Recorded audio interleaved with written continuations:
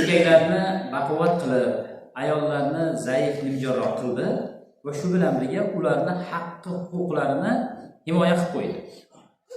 Endi jahiliyatlik davrida hozir ham ba'zi joylarda shu ayollar zaif bo'lganligi uchun ularni xorlash, haqlarini chiroyli ado etmaslik, shunga o'xshagan narsalar bor. Bir zamonlar ayollarga shunday e'tibor qilinganki, ayniqsa islom kelishidan oldin yoki islom bo'lmagan joylarda ayollarni qulqullik sotish, ularning haqlarini talab qilsa bu ayol jodugar ekan degan narsalarni eshitganmiz yoshligimizda biz ham.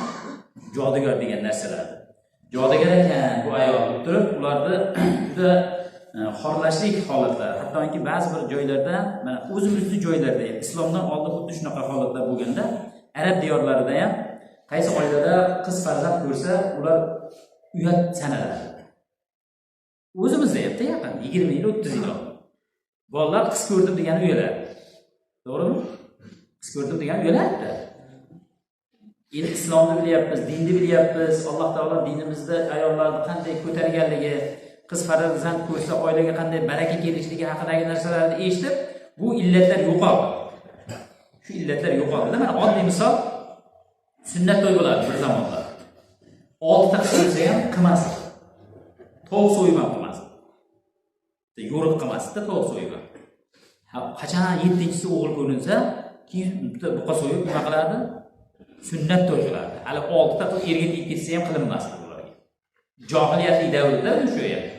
Endi hozir o'g'ilni, qizni aqiqa qilib, chiroyli qilib uni haqqini nima qilinyapti? Ado etib qo'yilyapti ota-onalar. Bu ham bu islomning go'zalligida. Hattoki qiz farzand ko'rsa, shu islomdan avval tirikligi ko'p kelgan odamlar ham bo'lgan. Uyalganligi, men qiz ko'rdim degan. O'sha illatlar bizda yo'qoldi alhamdulillah. Lekin hozir ham qaylardadir borda shu narsalar. Yo'qangi illatlar. Dinimizda Alloh taolo bu ayollarni ko'tardi. Hattoki Alloh taolo ayollarga qanday muomala qilishlik haqida ham o'zi kalomida aytib o'tdi. Ularning meroslarini qanday taqsimlash, ularning nafaqasi kimga vojib bo'ladi, ularni boqishlik va ularga qilinadigan muomalalar, nikoh, taloq masalalarini hamma yo'lda Alloh taolo mukammal qilib Niso surasida, ayollar surasida aytdi. Bu ham nimaga? Ayollarni dinimiz haqqini juda yuqoriga ko'targanligiga dalolat qiladi. Kimiki 3 ta qizi bo'lsa, yoki 3 ta singlisi bo'lsa, e'tibor beraylik. 2 ta qizi bo'lsa, yoki 2 ta singlisi bo'lsa, ular bilan chiroyli muomala qilsin. Xudo bizga opa berdimi, singil berdimi? Xudo beribdi. Bizga-da yoki singlimiz bo'lsa, nechta bo'lsa ham, bitta bo'lsa ham, ikkita bo'lsa ham, ilgari ko'p bo'lardi, ko'p seri bo'lardi. Endi hozir bitta ikkita bo'lib ketdi kamaydi. Shu qancha ko'p bo'lsa, bizga Xudo beribdi.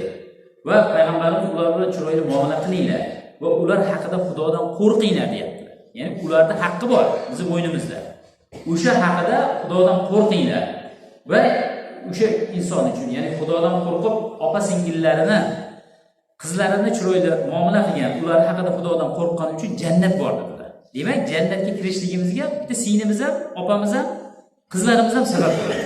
Ular bilan chiroyli muomala qilib, Ramazon oylarida, juma kunlarida, boshqa kunlarda ham nimasini qilib qo'ysak, nima bo'ladi?